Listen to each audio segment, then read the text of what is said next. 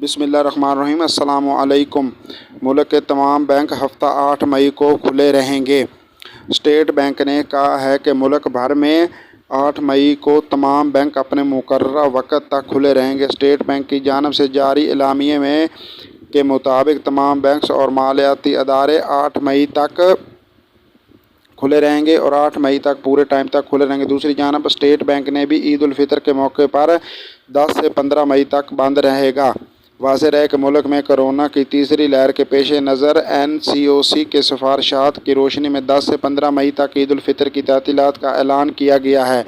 इन तातीलात के दौरान लाजमी सर्विसेज के अलावा कारोबारी मार्केट्स, दुकानें बंद रहेंगी।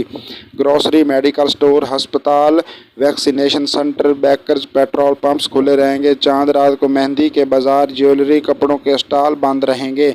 और इसी तरह जो बैंक हैं वो 8 मई तक खुले रहेंगे। अगर आपने कोई भी लेन देन करना है तो 8 मई तक कर सकते हैं।